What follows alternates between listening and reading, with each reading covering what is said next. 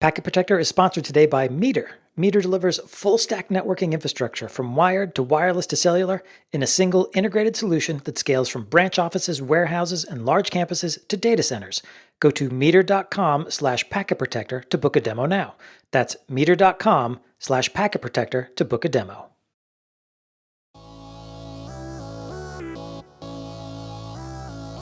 Hey, everybody, and welcome to this episode of Packet Protector, the podcast at the intersection of networking and security. I'm Jennifer J.J. Manella here with my co-host, Drew Conry Murray. Today, we're joined by Chuck Kesler, who's CISO at Pendo, and that's pendo.io if you're looking him up. This is not a sponsored episode. This is one of our Ask a CISO series. But as a security leader, Chuck has a front row seat on how new technologies like Model Context Protocol, or MCP, are reshaping the way enterprises connect AI systems with the tools and data that they use every day. So we're going to talk about why Pendo adopted MCP, how they're using it internally, and what it means for the future of enterprise security automation, and then also the risk management. Well, Chuck, thank you for being here. And I guess let's just maybe set some groundwork. What is agentic AI? Because I'm hearing a lot about it. I know our listeners are hearing a lot about it. What does it mean to you? So agentic AI, I believe, is a term everybody is trying to wrap their brains around, and everybody sort of has maybe a slightly different definition of what it means for them at this point. From my perspective, I'm looking at it as like a job that can run inside of an AI infrastructure, inside of an LLM, to go and execute tasks, to actually do multiple things as opposed to just answering one question, to take a series of actions and have it take different actions based on the results of a previous answer. So yeah, as the name would imply, it's an agent that is something that is acting on your behalf. Could you give an example that you feel comfortable sharing? Sure. So I think the prototypical example I hear most people talking about are the kind of the travel booking tools, where you tell your AI tool, your tool of choice, your Claude, ChatGPT, whatever, hey, I would like to go book a trip to Madrid next June. And it goes and figures out, okay, hey, you typically like to travel this time of day. These are the airlines you like. These are the frequent flyer programs you have. I'm going to go and check what seems to be the best options for those. And then in some cases, I think agentic AI can either just directly take an action at that point, or it might come back and say, look, I found these options. Would you like me to get some more information, or would you like to pick one of these so the human in the loop can be part of that? Or you could just tell it, you know what, just go book it. I personally would not do that, but that is certainly an option that it could then go book the flight, and then take that next step of, okay, well, what are the best hotels? And again, same thing. What are the hotels you typically like to stay at? Where do you have program points? And it then goes and looks to see what the best options are, and again, could take an action directly. Or it could come back and ask you for further information before it makes a decision as to what to do next. So that's obviously a real world example, with a human activity. If you think about it in a security context or something of that nature, you could look at it, in a very similar fashion. You're dealing with some alert that has just come in, and you have run books that you might want to take an action based on. So your LLM can learn that run book and decide, here's a set of actions I could take. Again, same sort of idea, that it could either automatically take an action on your behalf or come back and ask you, what do you think I should do? This is what I found. I need some input from you, human, to tell me what to do next. So flexible from that standpoint. I think in the state that most people would like to get to is to be comfortable enough with the agent that it's actually going to go take the action on your behalf. But yeah, most of us, it's going to take us a while, I think, to get to that point where we're willing to turn the reins over completely. But I'm definitely not there, because I can't. Just before we got on this call, I was trying to get ChatGPT to help me with some flights for next month in Europe that are a little convoluted, and I can't even massage that out of it. But yeah. One of the things I keep, so I'm definitely not going to tell to book stuff for me at this point. Now I know some of the stuff that's more tuned inside of organizations, like where you are. You guys do a lot of stuff to make it your own thing. It's not just a public ChatGPT instance running. Yep. One of the things that I keep hearing is that, agentic AI. And so I was just, before we started recording, telling Chuck and Drew, I feel like an AI goober, like a total noob, because I'm still trying to wrap my head around the terminology. Every time I think I understand something, some other thing comes out.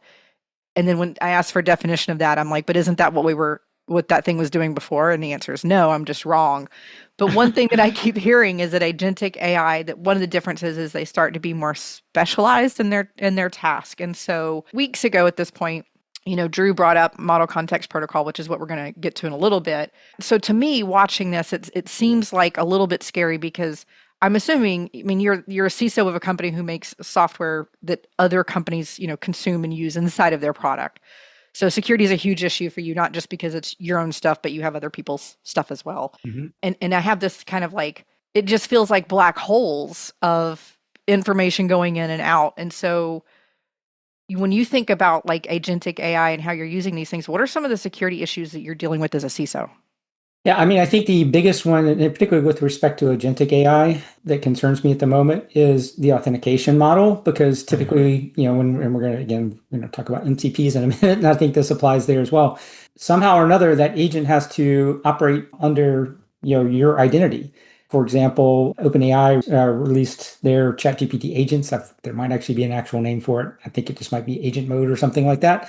But they released that, a month or so ago. And, because our directive at Pendo is like, we need to embrace AI. Okay, we're going to turn this on. We're going to figure out how it works. And in doing that, we found, okay, yeah, it basically is prompting you for your authentication credentials, including your MFA, to log you into an application like, say, Salesforce, or log the agent into Salesforce. So like, okay, that can be kind of scary. How is it actually doing that?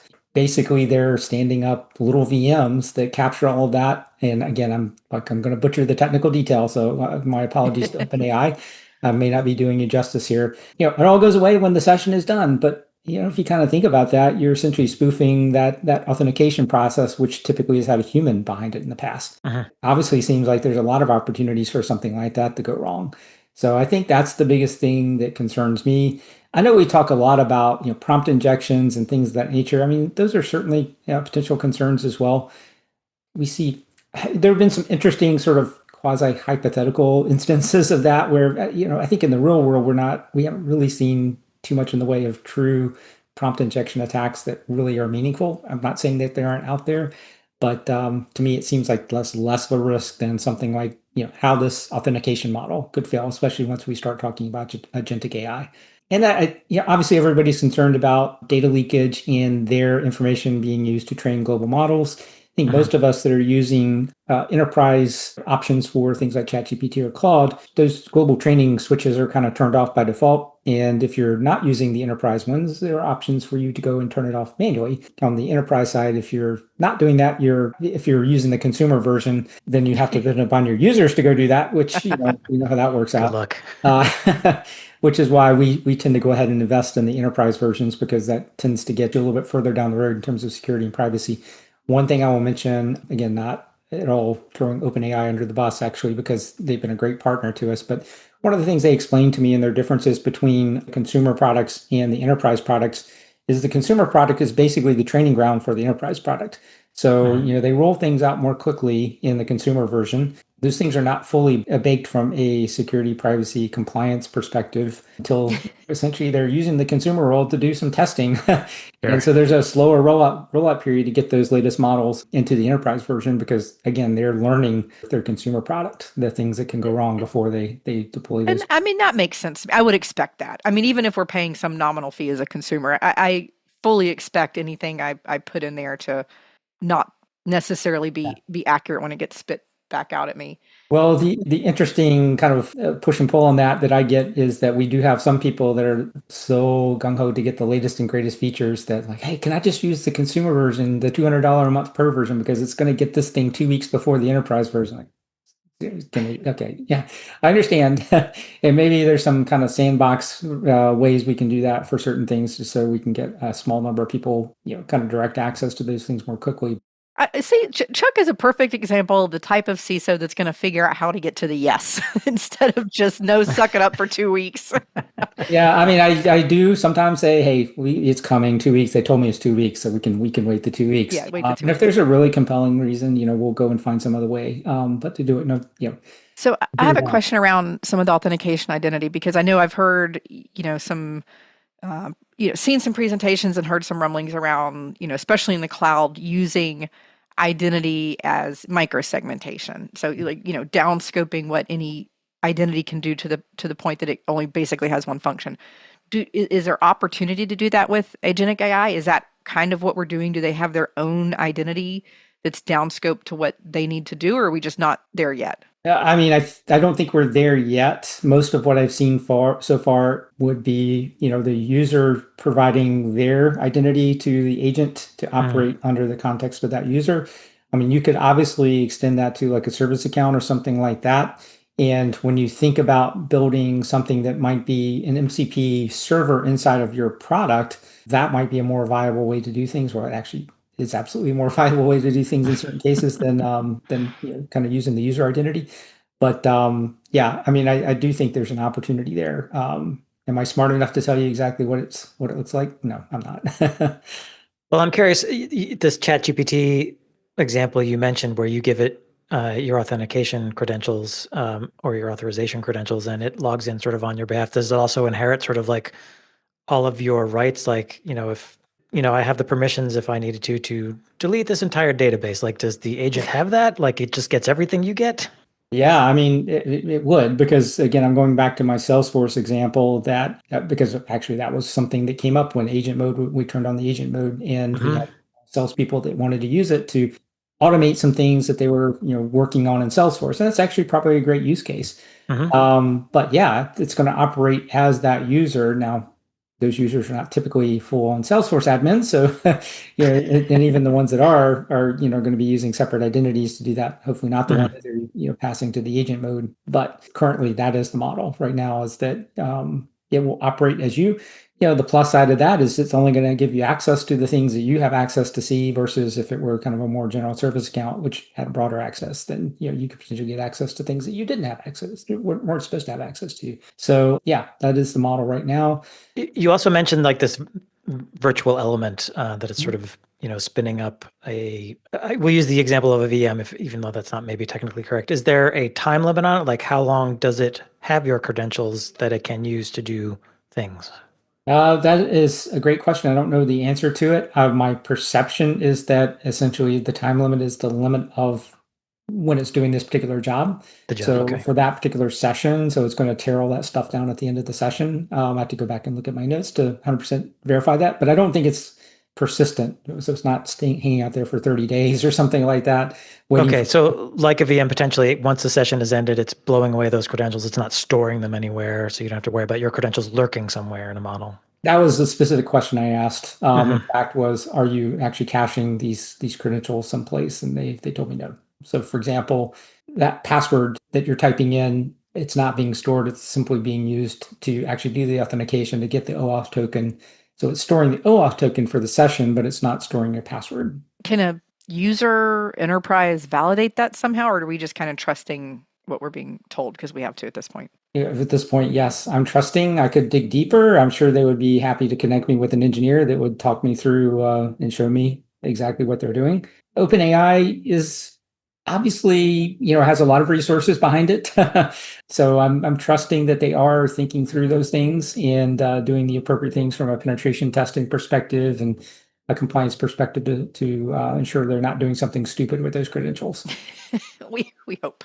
We hope. So, do you feel like this is entirely new to this agentic AI space is entirely new territory for CISOs and security-minded folks in terms of understanding and managing risk, or is it like because you said your chief concern is authentication and authorization, and we've been dealing with that forever? So, is it just sort of like same risks in a new context, or are we dealing with something new? I think it's mostly the same risks in a new context, but that is moving very quickly and has a lot of opportunity for quick expansion into territories that maybe we weren't expecting.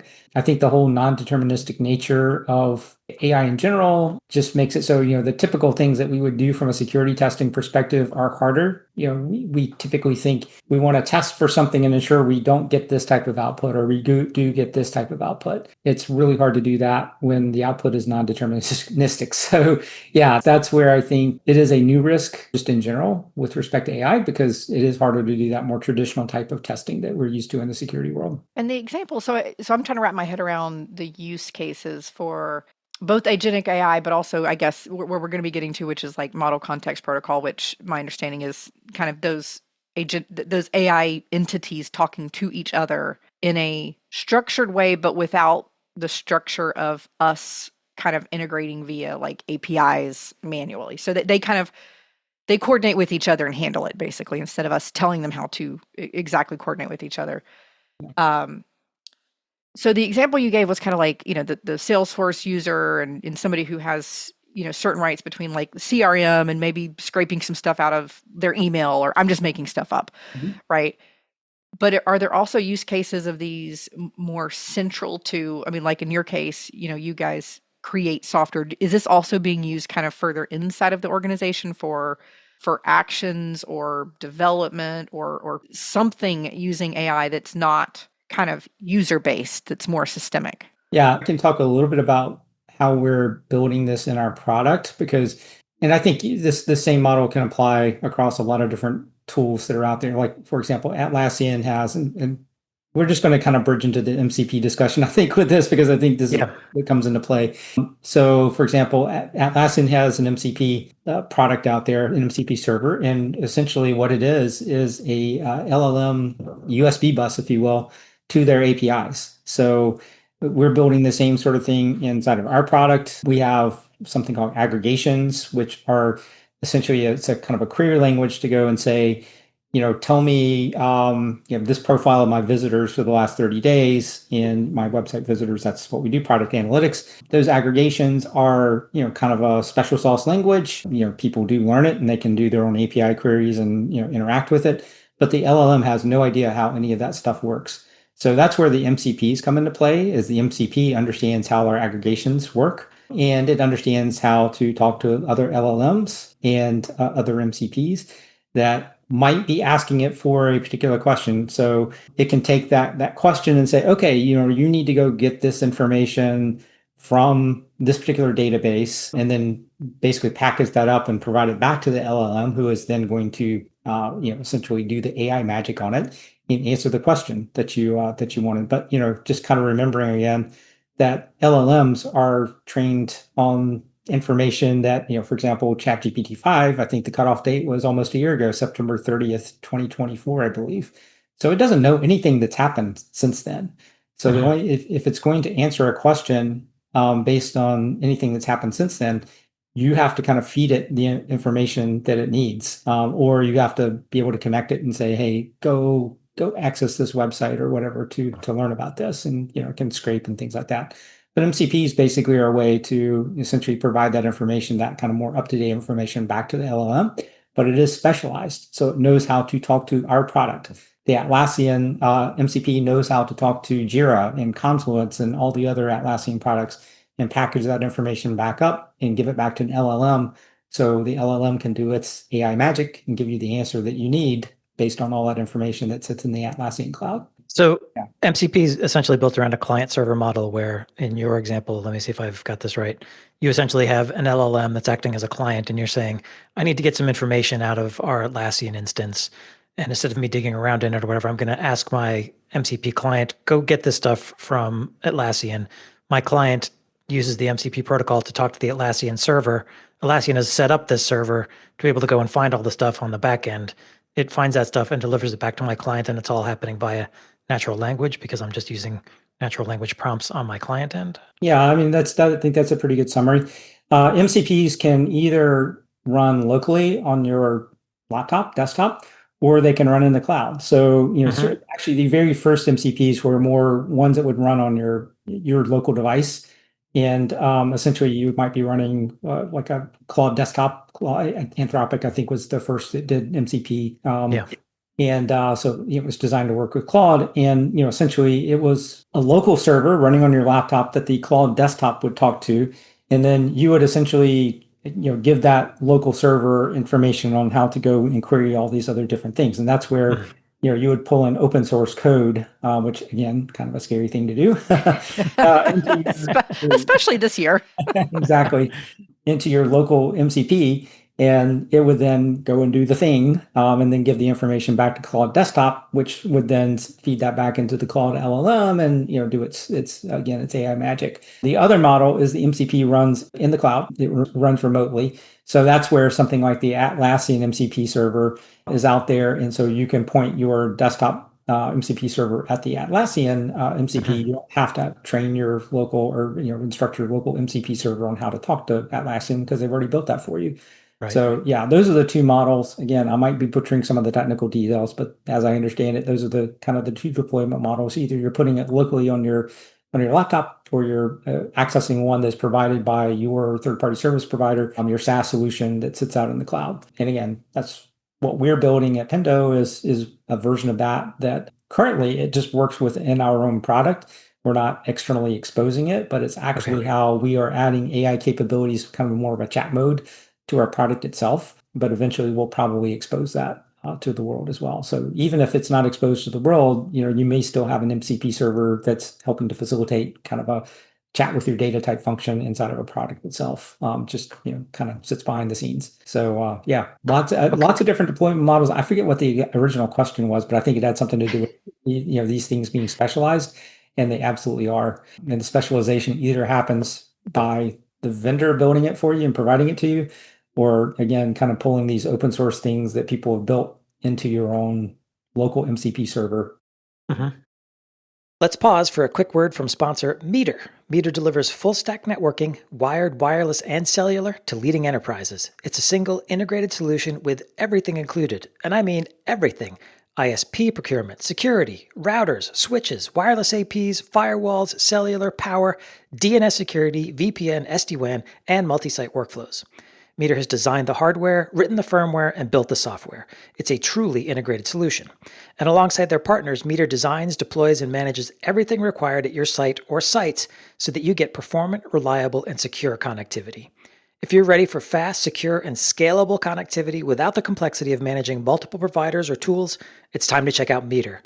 Go to meter.com/packetprotector to book a demo now. That's meter.com/packetprotector to book a demo.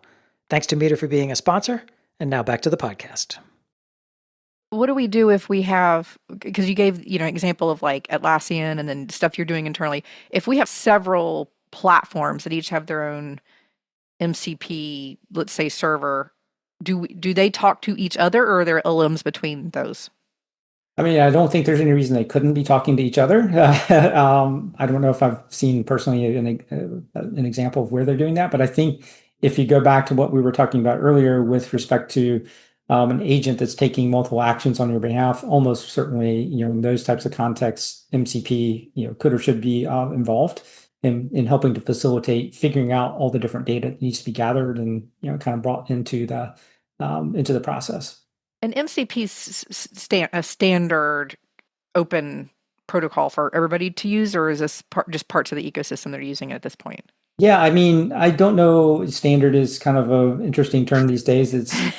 I don't guess it's not there. I don't, to my knowledge, there is no like official body like the IATF or the IEEE or there's no RFC. W3C. Yeah, there's no RFC for MCP. It's just Anthropic released it and said, "Hey, we're doing this in the community, and it's on GitHub, and people are sort of and everybody can use it." Yeah. Yeah. Okay. Exactly. Yeah, that's my understanding as well. Is that are there competing versions of that out there? There are. Yeah, there are. I wouldn't say competing, but there are other protocols that are emerging, like IBM has one. Google has released a couple, I think A2A and AP2. I think IBM's is ACP. And they all have sort of, the general idea is the same, to try to get agents to be able to exchange information and interact, but some have, like the AP2 one from Google is more about allowing it to run, make payments and run transactions on your behalf, and others have some like more or less, security and authentication involved.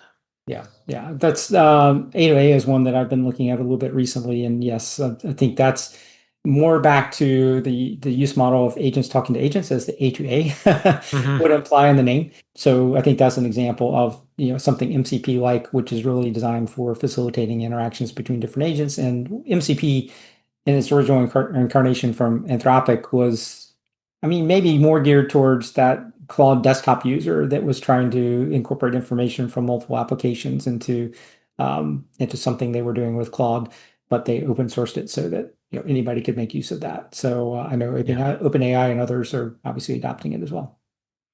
And I could see it. I mean, just like we have TCP that we use in conjunction with SSL and other things, we could be running multiple protocols for agentic AI down the line, I assume. Yeah, exactly. I mean, I think that again, I feel like some of these examples are overused and may not be completely accurate, but one of the most common ones I hear about what MCP is like a like a USB connection. USB, yeah. You can obviously have all sorts of different things that look like USB that are not USB. So or USB And we one. can have USB-A and USB-C and All of the US. stupid Apple connectors. Yes. Thunderbolt. Doesn't quite fit in there. Yeah. And then, yeah, all the way back to, parallel ports and SCSI ports in the old days, right? There's still connectors. Basically, they're facilitating the transfer of data from point A to point B. And yeah, so for example, we talked about authentication earlier. Authentication is not something that's sort of natively part of that. It's something that the two things on the other end are dealing with. But this is just basically a pipe to facilitate the data transfer. And is a CISO in an organization, and you don't have to answer this specific to, to your day job unless you want to, but, the CISO's role is you start to have, development teams that are kind of figuring out how to stitch things together and connect, the dots. What is the CISO's role, or is there a security architect on the development team typically when you have companies who are producing, software as a product? Who's checking these things and making the decisions about what's safe for the organization to adopt and use? Yeah, again, that's not going to be a one size fits all because obviously not every organization is big enough to have, security, architects, so to speak. But that doesn't mean that, we don't have people that aren't involved in the conversations. So yeah, I mean, how we're approaching it or how I think most companies that are not, 50,000 people and have security teams of thousands are approaching it. From my perspective, we have to understand the technology ourselves, right? So how do we do that?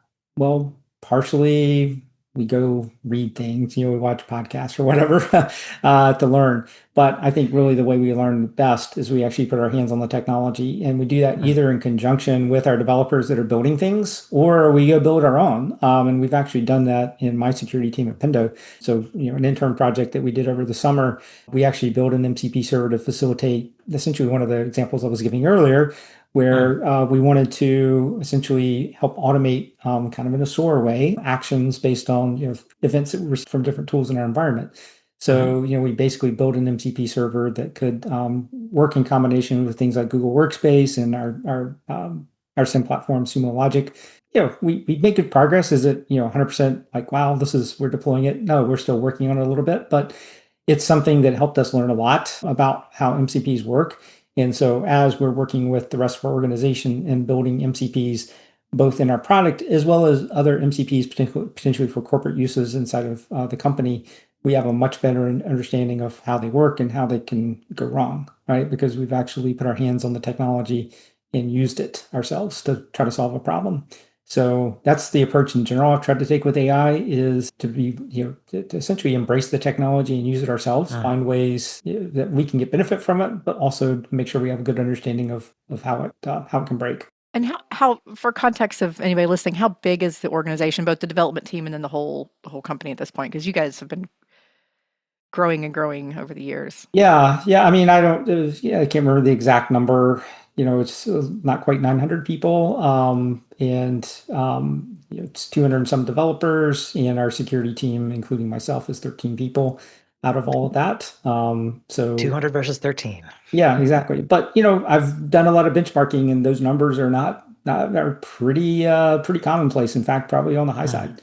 For a lot of organizations. So, and within that, essentially I have my team broken up into a product security function, which is working directly with our developers. Also the security operations team, which is essentially looking what's happening operationally in our environment, and then a compliance team, as the name would imply, working with our auditors. I also have the IT team, separate team that reports up through me as well. So between my security and IT teams, that's where we're working together to make sure that for the corporate usage that we have essentially a strategy in place, or that we're this is one of those situations where the company sometimes wants to move faster than quite frankly I'm comfortable with. But you know what? That's the world we live in right now. Yep. This is if we are not aggressive and if we're not moving fast enough, it's very easy for any of us to get out innovated. Sure, if you're a huge company, you can tolerate some of those. But you know what? If you're 1,000, 2,000 person company, the threat of being out innovated is a pretty real threat. So we need to make sure that we do have an advantage over, the upstarts.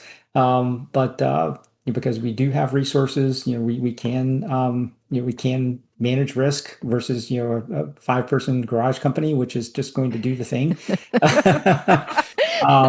But sometimes that 5-person garage company is going to go build something that everybody just immediately goes to. So, like, yeah, it's the market can move that quickly. So, yeah, that's why we have to be aggressive in making sure that we understand how this technology works, how it breaks, and how we can manage those risks in our environment, enabling our company to use the technology more quickly. So was it the development team that said, "Hey, we found this MCP thing, we want to start using it," and they gave you a heads up, or did they start using it and you sort of like poked your head and you're like, "Hey, what are you guys doing over there?" No, it was you know what, I don't remember where it first came up. It might have first come up on the corporate side before it even came up in our product. Um, and it probably did. I mean, I had to go back and look at Slack to see to see what the history was there. But yeah, we do try to foster a good amount of collaboration between the teams. Our company operates in Slack. It's the community workspace, and so people we have several different AI channels, and most likely somebody said, "Hey, look at this cool thing I just heard about, and is this something that we can use?" And then before long, people were actually trying to use it, so at least we were aware. Okay. And we did in some cases say, "Yeah, give us a minute. We want to take a look and make sure we understand this a little bit more before Well, we I'm do." curious because it seems like, based on what you've said and what I'm hearing from other places, is there is sort of a top-down, we need to be on top of AI, let's go do it. Yeah. So how do you as a CISO present the risks to the executives and the leaders who want to push this while also still trying to support, these potentially move fast and break stuff initiatives? I think the danger that we face as CISOs is we don't want to become the sky is falling person. So, because honestly, we all kind of in our heads are feeling like that constantly. And we typically wake up the next day and the sky hasn't fallen, right? Yeah. So, we somehow made it to another day. What I try to do is just be very realistic with those conversations that I'm having with other execs, and just, help them understand, well, here's how this could go wrong. I'm not going to say it is going to go wrong, but it's something that we're tracking and we're trying to make sure we understand. In some cases, we might ask again, could we slow down a little bit just so we make sure we understand how this might play out so that we have the appropriate, whatever controls that we want to put in place to help manage that risk. In other cases, it might be, okay, we're going to acknowledge this is going to be a risk. We're going to try to monitor it, but like we're going to accept the risk and move forward. But it's all a business conversation. Again, part of this is relationships. I think any CISO has to be in a mode where they've built strong relationships with their executive team where they can go and have a realistic conversation. And so it comes to the basically the point where if you do come with a concern that it's not, yeah, it's Chuck again. He's just going to tell me how this is awful and the world's going to end. It's, what, Chuck, actually, what? He's an operator, he's like doing this stuff. His team is building these things too. And so he understands and is trying to make this thing right. And if he comes to me, he probably actually has a legitimate concern. It is different when I think an organization feels like their security leadership is sitting on the same side of the table as them, not opposite them, trying to just trying to redirect every effort that they have. So, I mean, you've definitely just built a good culture when it comes to that. Yeah, yeah, and that, again, that's not saying that we're by any stretch perfect. We're not. I acknowledge that sometimes we're going to make a mistake and we're not going to we're going to miss something that what we should have paid attention to that. But more times than not, I think we are building that culture where people are coming to us with potential concerns. In fact, we actually this is not related to MCPs or anything, but more the agentic side of things. So, like most organizations, our developers are working with coding assistants these days. And we've actually experimented with a lot of different ones.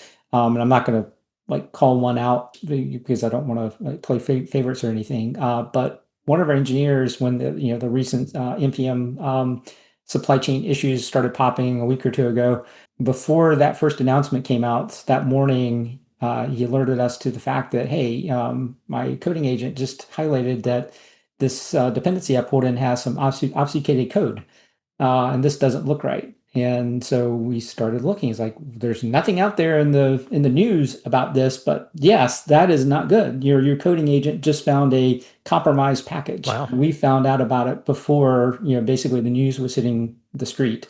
And the engineer knew enough to say, you know what, this is bad. I'm going to go alert the security team, and we're not going to push this update to prod because like that was sort of the step it was in. It was pulling in an update to an npm package. So like, yeah, That's a fantastic real world story right there. yeah. So coding agents, yeah, they might occasionally introduce a security problem, but you know what? They can find them too, particularly with some of these supply chain issues. That's really And interesting. you've talked about kind of internal relationships. And again, not necessarily specific, because I know you work with a lot of, talk to a lot of other CISOs, other places. What do you hear in terms of partners, vendors, and customers as it relates to an organization's use of AI? Because I've personally heard stuff all over the place. I'm just curious if there's a trend of we expect you to do this, or we expect you to do it, but do it, thoughtfully, or we don't want our data with you being used in this way. What's the trend right now? Yeah, it's all over the place. I would say it's trending more towards most organizations being open to AI. But yeah, we have very intentionally with our AI features gone into it with the assumption that some of our customers are not going to want to use this feature. So in our control panel, basically every feature can be opted in or out of. Some features we have turned on by default. Some features we have them turned off by default. And we kind of do that based on our assessment of the risk of that particular feature. And that risk might be, what data is involved and, which LLM providers, because we actually do use different LLM providers depending upon, but some work better for some things than others. And some we need regionalization capabilities that some don't offer, et cetera. So we've basically put those controls into the hands of our customers to make that decision because we understand that not everybody has the same comfort level. And it actually really started with one of our very large enterprise customers a couple of years ago. I can't remember exactly when. It's like it's all blur now. But they asked us, what's your policy on, we'd like to see you have a written policy on AI and your principles for how you're going to work with AI. And so we said, that sounds like a great idea. Can you share with us what you did? And they did. And so we kind of like, oh, this is a great starting place. So if you look on our support site now, we actually do have a page now, very detailed. It starts with our principles for AI usage, like, I don't know, 8 or 10 principles. I forget exactly how many. One of them is that we're always going to put optionality in the hands of the customer, that we're not going to turn things on by default. And that not that we're not going to turn them on by default, but the ability to control They can go will flip it always be back in the off. hand of exactly. So yeah, and that these decisions are not in the hands of like any one person. That we're going to be thoughtful in how we use this technology. So, and of course, that also is now backed by policy. But yeah, that was all driven by some very early conversations with our some of our largest enterprise customers about their concerns around AI. And we felt like, what, a lot of companies, they don't care, or they just they want the new cool thing, so they're going to be good with this. But we are trying to sell to larger enterprises, and we have to listen to them and make sure that we have the appropriate gates in place to ensure that we're not putting their data at risk, not putting, or basically that we're aligned with their risk appetite. Yeah. In this. And I guess along the same lines, you know, you kind of talked about using different models. You talked about, different people having different interests and use cases for different versions or flavors, or maybe even the consumer. Just in general, CISOing, how do you kind of keep an eye on what people are using and making sure that they haven't just gone rogue with, their own models somewhere?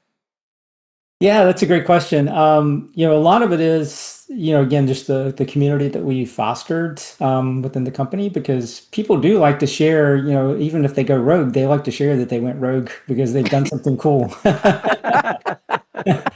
So, like, yeah, we have places where they can go talk about the cool things they've done, and sometimes we're like, you know what, that's cool, but like, let's dial it back a little bit until we look at this. But I mean, part of it is also trying to build some observability. We actually, one of the things our own product does is provides us some visibility to the different types of SaaS tools that our employees are using that's our customers use Pendo for the same thing. But like it gives us some visibility into which LLM, which tools, the Claudes, Anthropics, Perplexities, all those different types of tools that are being used. I'd say Claude and Anthropic, that's the same thing. OpenAI, you know what I meant there.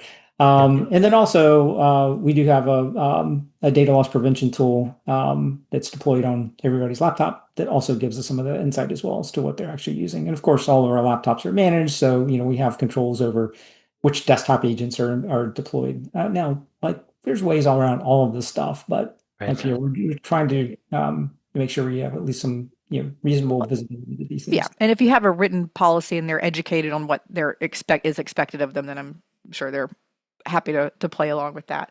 Right. Well, I know we're wrapping up here, but I would be remiss if I didn't at least congratulate you on an event that you had a big part in hosting. What, a week or two ago at this point, the B-Sides RDU here in the Raleigh area. So, do you have any now that that's sunk in for a few days? Do you have any look back thoughts on how that went? Yeah, I mean, it's an amazing event. I think all the B-Sides are. It's the B-Sides communities. I mean, some of them are very small, some of them are huge. I guess we're probably in the middle. About 500 people showed up. We sold out our tickets 2 weeks before the event, and unfortunately, had a lot of people that came to us at the last minute that wanted tickets, and we're like, we kind of have some limiting factors, like the amount of food that we have that are hard to change. So felt bad that we had to turn some people away, but hopefully that means next year they'll buy tickets a little bit earlier. We also had a great group of sponsors that really helped make it all happen. But the important thing about events like B-Sides is they're driven by the community. We are not a pay for play speaking slot kind of conference where all the speaking slots are filled up by the people, the sponsors who paid to be there. That's not what we do at all. So it just felt great seeing all the energy in the room, seeing all the smiling faces, getting a lot of great compliments about the sessions, including yours, JJ. You were one of our speakers and did one of our workshops for us, so really appreciate that. But just very happy to be part of that event, and look for us next year on October 30th. Yeah, and there are security B-Sides community events all over the world, and there might be 20 people at them, or there might be 500 people at them. It just depends on the community, but definitely find one near you if you're not in our area. Or if there's not one, go organize one. And I'm happy to talk to anybody who wants to hear the ins and outs of doing that. It is a bit of work, but it's really worth it. A bit of work. I'm not going to throw you under the bus with that one, but I watched them organizing this. It's a lot of work. Yeah, it's like if it's different if it's 20 people versus 500. So you can start small and not be too bad. Well, Chuck, thank you for this insightful conversation, helping JJ and I get our feet wet around MCP and other agentic AI protocols. I think this is a conversation we'll be having more of. But in the meantime, are you online? Are you blogging? Are you YouTubing? Are you Instagramming? Are you on LinkedIn? What's your poison? Yeah, probably the best place to find me for anything business related is Instagram. Excuse me, not Instagram, LinkedIn. And I do have an Instagram that is awesome for like my amateur photography and things like that. So you can feel free to find me. Which is not so amateur, by the way. Oh, nice. That's good. Okay. So look, LinkedIn for business, Instagram for photography. Yes. Well, thank you, Chuck. We really appreciate your time. And thanks to you for listening and joining us for another episode of Packet Protector. If there's a topic you want us to cover or a comment or a correction or a question, you can reach out at packetpushers.net/FU. The FUs are follow-up. We really do appreciate when listeners reach out. And just to remind you, Packet Protector is part of the broader Packet Pushers podcast network. We've got more than a dozen technical podcasts on things like IPv6, DevOps, networking, wireless, an industry blog, 2 weekly newsletters, a community Slack group, a YouTube channel, an IRC group. You can find it all at packetpushers.net, all free, no login required. Thanks for listening.